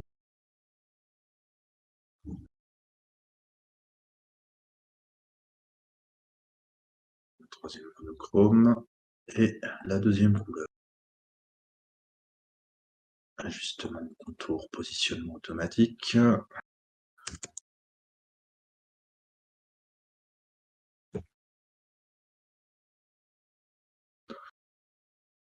Image enregistrée. Voilà, là on a nos fichiers images. C'est là où on va faire un truc différent.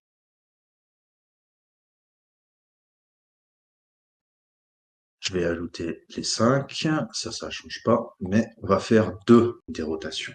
Une pour la couleur, une pour la luminance. Donc, mon image de référence, donc on est d'accord, couleur, mono, mono, mono, couleur. Là, je vais lui dire que mon image de référence et mon temps référence, c'est l'image du milieu. C'est mieux de faire comme ça.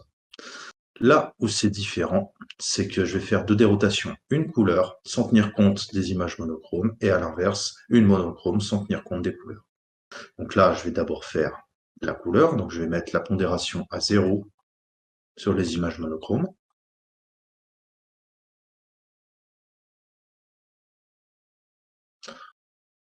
Le coef, ça change pas. On va lui mettre 90. Les options, vous avez vu, il y a 3 satellites, donc ce serait peut-être dommage de ne pas les avoir. On va les garder. OK. On va se mettre en 950, ça sera bien. Et là, du coup, je vais faire ma dérotation. Voilà, elle est là, elle est mimi. On va l'enregistrer.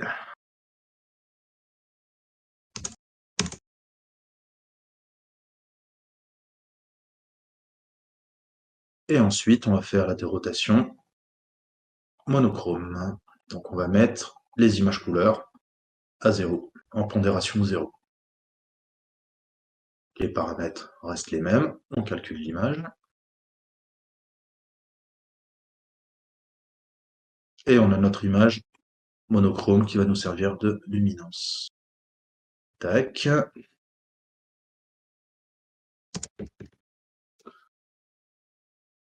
On rouvre Astro Surface. On va ouvrir notre couleur. Bon, elle n'est pas si mal que ça, mais ouais, on va la laisser comme ça telle quelle. Par contre, il me semble que je dois, alors, ça c'est sûr, il faut que je la convertisse en luminance. Voilà, luminance, donc RGB mono, ça convertit en luminance. Et il me semble qu'il faut que je convertisse aussi la couleur. On va bien voir s'il me l'accepte ou pas. On va donc dans, j'ai été peut-être un peu vite, on va dans Mix Merge, L plus couleur, luminance, on choisit notre luminance qui est là, RGB qui est là. Et puis là, on a du coup notre image en L plus couleur. Là, on peut l'améliorer un petit peu. On va y mettre une petite déconvolution winner.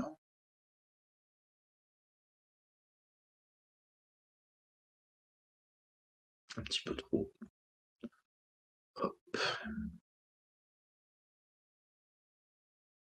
petit peu trop encore. Non, elle est bien là. Quoique. Voilà, mieux. On va faire une petite balance des blancs.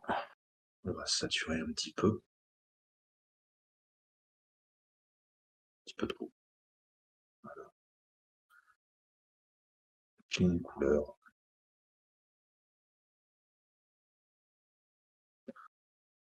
Et un alignement RGB. Et voilà pour l'image en L plus couleur. C'est une des pistes que je vais explorer cette année pour du coup aller sur du 5, 6, 7 images monochromes avec 2 à 4 images couleurs qui vont suffire et maximiser la résolution des images. C'est une des pistes que je suis en train de mettre en œuvre. Voilà, pour le traitement planétaire, je pense que j'en ai fini pour une première approche en tout cas. Christophe, si tu veux prendre la parole, s'il y a des questions qui sont arrivées depuis. À votre écoute, les gens. Tu peux nous rappeler les caméras couleur et mono que tu utilises, demande Charline. Avant ou après, parce que j'ai changé il n'y a pas longtemps. Parce que, Bah, tu peux donner alors, les anciennes et puis celles d'aujourd'hui ouais. maintenant. Alors, lors des acquisitions, j'étais sur 462 couleurs et 290 monochromes. Et je suis passé ensuite, j'ai vendu ma 462 couleurs pour passer sur la 662 couleurs, la dernière. Et pareil, dès qu'elle est sortie, là, très récemment, j'ai revendu ma 290 monochrome pour passer sur la 462 mono.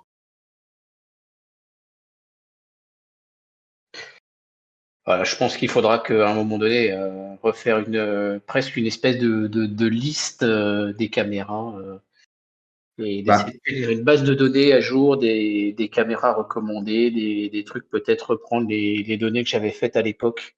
J'avais fait un tableau récapitulatif sur mon épisode sur le show des caméras pour le planétaire. Et peut-être il faudrait la rééditer, cette liste-là. Est-ce tout qu'il y à a d'autres fait. questions? Bah écoutez, je crois qu'il n'y a pas d'autres questions. Est-ce qu'on peut avoir des détails sur les satellites de Jupiter? Sûr, je t'entends très mal, ça saccade. Sur les satellites de Jupiter. Ah, avoir des détails, c'est-à-dire, tu veux que je te raconte leur histoire ou tu veux ou savoir si on peut avoir des détails de surface sur eux? Oui, des détails de surface. Ah, bah bien sûr qu'on peut. Alors attention, pareil, il y a des rebonds. Bah, déjà, tu vois sur cette image, si tu zoomes un petit peu, tu vois déjà Ganymède des trucs sympas. Ensuite, si par contre tu prends mon image au 400, deux ondes de satellite, ouais, on peut prendre celle-là ou celle-là, peu importe. Alors, hop là, on va la traiter un petit peu. On va y aller un petit peu moins violent.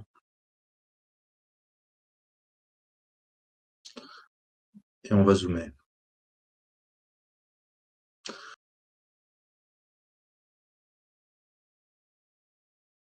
Hop, et si je zoome sur Ganymède, tu vois que tu as déjà quelques trucs bien sympathiques. Donc oui, tu peux avoir des détails de surface. J'avais fait une planche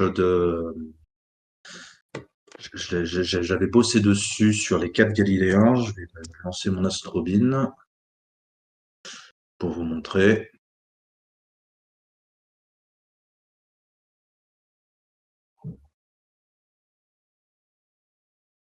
Alors, j'ai lancé ça. Donc là, c'est la résolution maximale. Si je zoome un petit peu, donc, en prenant toutes mes captures de 2022 et en me focusant sur le traitement des Galiléens, j'ai réussi à obtenir ça. Donc oui, on peut avoir des détails de surface sur les satellites, mais attention, c'est exactement le même débat que Saturne et la division d'Encke. Ça peut très vite devenir du rebond de l'artefact. Donc attention, attention. Là, j'y suis, c'est sûr, c'est des détails. C'est confirmé par les éphémérides, WinJupos, etc. Mais j'y suis vraiment allé très très doucement sur le traitement pour avoir ces détails. Voilà. Tu voulais que je parle de Vénus, Christophe? Bah moi je dis pourquoi pas, oui. Vénus, le problème c'est que je sais pas où je l'ai foutu. Peut-être dans je l'ai sauvegardé, mais je sais plus. Ce qu'il faut dire sur Vénus, c'est que c'est une planète très particulière à imager, parce que là, pour avoir des détails de surface sur Vénus, on est obligé. Non, je sais pas ce que j'en ai foutu de Vénus. Je vais remettre mon astromine. On est obligé, pour bien imager Vénus, d'utiliser plusieurs combinaisons de filtres. Et pour utiliser plusieurs combinaisons de filtres, c'est pas n'importe lesquelles. Il faut une sensibilité dans l'ultraviolet, parce que c'est l'ultraviolet qui va permettre d'avoir les meilleurs résultats sur Vénus. Donc là, vous voyez à l'écran, c'est combinaison de filtres infrarouges, parce que l'infrarouge donne aussi certains détails. C'est infrarouge plus ultraviolet plus couleur, et donc pris à la gamme couleur, monochrome pour le filtre UV et monochrome pour le filtre IR, et une capture couleur pour pouvoir, comme vous m'avez vu faire sur Jupiter, faire un merge des 3 images et avoir une image couleur avec les détails de surface sur Vénus. La petite particularité aussi sur Vénus, il y a plusieurs particularités. C'est que pour l'acquisition, c'est soit tôt le matin, soit avant que le soleil se lève, soit le soir avant que le soleil se couche. Et à chaque fois, la coquine, elle est un peu basse. Et plus une planète est basse, plus une cible est basse, vous n'êtes pas sans savoir que il y a la perturbation liée à l'atmosphère qui joue énormément. Donc plus la cible est basse, plus ça va turbuler. Donc plus ça va être compliqué d'imager correctement la cible. Je parle en connaissance de cause. Ça m'est très souvent arrivé sur Vénus d'avoir de la bouillie à l'écran sans arriver à faire la mise au point. Donc, le temps d'acquisition de Vénus est ultra réduit. C'est la course pour imager cette planète. C'est limite, vous avez une fenêtre de 15-20 minutes, d'une demi-heure maximum, où vous allez avoir les conditions nécessaires à faire des bonnes acquisitions et qui vont vous permettre de sortir une image comme ça. Mais vous aurez guère plus, mais que ce soit le matin ou le soir.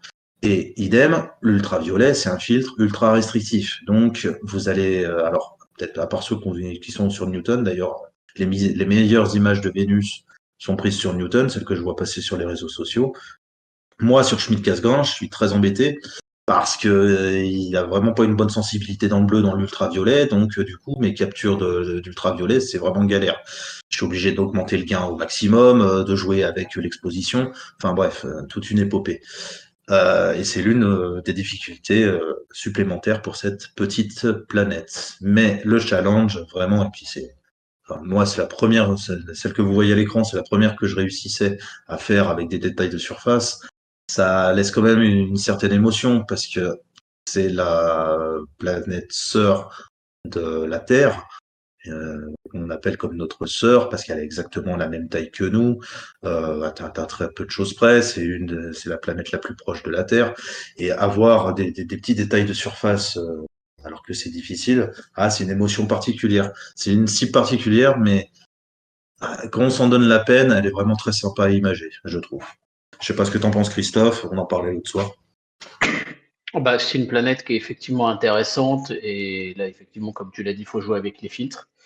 Il y a quand même un gars, il faut vraiment noter ce gars-là qui s'appelle Raimondo Cedrani, c'est un Italien, il est avec un Schmidt-Cassegrain, C11 ou C14. Bon, comme il est plus bas que nous en latitude, forcément les planètes sont plus hautes. Et c'est un spécialiste notamment de l'imagerie de Mercure, je pense qu'il fait Vénus aussi. Et en fait, bah, lui, il les fait en pleine journée, mais comme elles sont très très hautes, globalement, il arrive à avoir un truc, je pense, assez propre en termes de signes. Il doit avoir un site qui doit être extraordinaire en termes de signes en pleine journée. Et il arrive à avoir des détails hallucinants sur ces planètes-là. Donc, c'est vraiment un champ extraordinaire, en fait, la photo du ciel profond. On n'a jamais fini. Non, la photo planétaire, pardon. On n'a jamais fini de trouver des nouvelles techniques et de pouvoir améliorer le rendu de nos images, quoi. Complètement d'accord avec toi. Et moi, ce qui me passionne aussi dans le planétaire, on n'a pas parlé de l'acquisition, mais tous les préparatifs, la collimation, les réglages, etc. L'un des moments que je préfère au moment de l'acquisition, c'est t'as fini tes réglages, tu pointes ta cible, tu fais ta mise au point, et là tu vois que l'heure et demie, les 2 heures que tu as passé à faire tes réglages avant, bah ça paye, et puis tu vois un truc fantastique à l'écran. Et même limite, bah attention avec modération, mais tu ouvres une bière, un paquet de chips, des pop-corn, et rien qu'à l'écran, c'est fantastique, quoi. Tu vois la division de Henke, tu vois la division de Cassini sur Saturne, tu vois les bandes qui se dessinent, parfois même sur les flashs de netteté, tu arrives à voir l'hexagone. Sur Jupiter, j'en parle même pas, avec les contrastes des bandes nuageuses, les satellites à côté, même limite, tu fermes les yeux 5 minutes, tu les rouvres, tu as vu que la planète, il y avait une rotation dessus, qu'elle avait un peu bougé tellement elle va vite. Enfin, c'est tous ces aspects-là qui font que je suis un petit peu plus passionné de planétaire que de ciel profond, qui est beaucoup plus statique que, attention, je dénature absolument pas l'imagerie ciel profond, c'est juste une question de goût, mais je trouve beaucoup plus statique que le planétaire où on est tout le temps en train de bouger, faire quelque chose, les planètes ça change tout le temps, les configurations changent tout le temps, Vous voyez, Jupiter d'une année sur l'autre. Moi, l'un des trucs que j'adore, c'est d'une année sur l'autre, voir les nouveautés sur les bandes nuageuses qu'elle nous offre, qu'elle va nous offrir cette année. Un des attraits principaux de Saturne, c'est l'inclinaison des anneaux, les ombres sur les anneaux. Là, cette année, ils vont être encore moins inclinés. Bah, tant pis pour les anneaux, mais on va voir plus de détails sur le globe. Et elle sera un petit peu plus haute. C'est tout ça qui fait la beauté du planétaire. Mars, j'en parle même pas parce que là, il y a le phénomène de rareté qui rentre en jeu, étant donné qu'elle est imageable tous les 2 ans et 2 mois. Enfin, l'opposition, c'est tous les 2 ans et 2 mois pour. Donc là, elle vient de s'en aller, elle est à peine visible. C'est qu'une pétouille actuellement, et on la reverra que dans 1 an et demi pour l'imager correctement. Donc il y a le phénomène de rareté qui rentre en ligne de compte. Et c'est pas mal non plus. Après, on peut parler aussi de la Lune. La Lune, très particulier comme acquisition, très particulier comme traitement. C'est une limite à part. Ça se ressemble beaucoup au solaire, je trouve, pour avoir vu un peu comment ils font le traitement solaire. Mais pareil, l'émotion qu'on a quand on a fait ces réglages et puis qu'on est en train de se balader à la caméra, alors ça reste de l'écran, je suis d'accord, mais même en visuel, c'est fantastique. Mais vous avez une impression de survol de la Lune, tellement elle est proche de nous et qu'on a quand même des instruments plutôt qualitatifs pour des amateurs qui sont abordables aujourd'hui, et que même avec un petit Max 127, à l'écran, vous avez l'impression de survoler la Lune, d'être en orbite autour. C'est fantastique, cette sensation, c'est vertigineux. J'ai pas d'autre mot, c'est vertigineux. Voilà. Eh bien, je suis bien d'accord. Bah voilà, j'ai l'impression que vous n'avez plus d'autres questions à ceux qui nous écoutent. Et je crois que c'est une très bonne conclusion que tu viens de nous offrir là, mon cher Simon. On aura l'occasion de toute façon de se revoir sur le serveur Discord, de se revoir sur la chaîne, sur les lives, etc. Donc je pense que tu auras répondu à énormément de questions. Merci beaucoup de t'être prêté au jeu de la conférence tuto. Mais avec Beaucoup plaisir. d'expériences que tu nous livres là. Donc, on rappellera les ressources de référence, on a envie de dire, pour le planétaire. Bah, les bouquins chez les éditions, je ne sais plus le nom, des éditions AstroSurf Axilon. Donc, celui sous la direction de Christophe Pellier qui s'appelle la photographie planétaire. Il y en a un sur la photographie lunaire. Et puis, il y a aussi, bien évidemment, tous les travaux de Jean-Luc Dauvergne qui sont très, très intéressants à retrouver sur sa chaîne. Voilà, voilà. Où est-ce qu'on peut retrouver toutes tes photos, Simon? Tu as un Astrobin, tu as un Oui, site quelque part un petit peu où tu publies? bah j'ai mon Astrobin que vous voyez à l'écran. Bon. Sur Astrobin, vous tapez Simon Labergère, vous l'avez. Et je crois que mais je l'ai mis dans ma page Facebook aussi. Voilà, eh bien, on mettra le lien dans la description. Merci beaucoup à tous. Merci à tous de Merci votre beaucoup écoute. à toi, Simon. Et on vous dit à très bientôt donc, sur la chaîne Astro et sur le serveur Discord de la communauté Astro. Bon ciel!